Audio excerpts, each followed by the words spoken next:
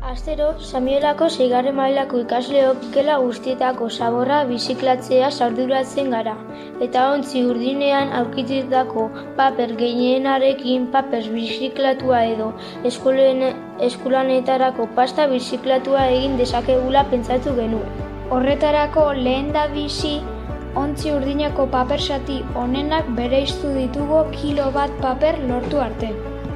Ondoren, paper hori guztia ahalik eta zati txikienetan zatitu dugu eskuz eta ontzi handi batean jarri ditugu.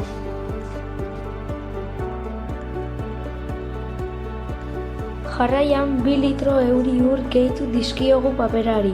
Ura berotu egin dugu ur berogailuan, horrela papera errazago birrinduko da.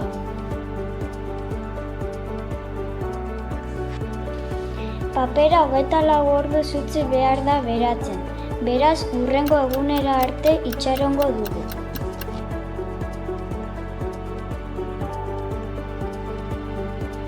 Hogeita lau orduak pasatakoan, ontziko uraren erdia kenduko dugu.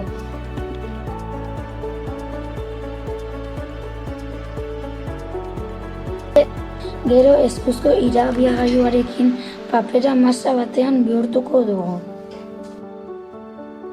Masa hori iragazi egingo dugu ahalik eta ur gehiena kendu arte. Masa lehorragoa daukagunean kola zuri pixka bat gehituko diogu. Horrela, emaitza trinkoagoa izango da.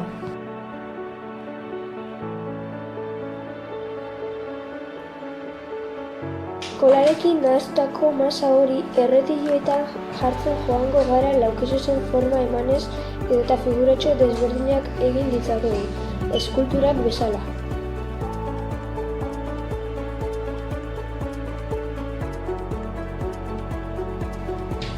Bukatzeko 58 orduz leiho ondoan lehortzen utziko ditugu.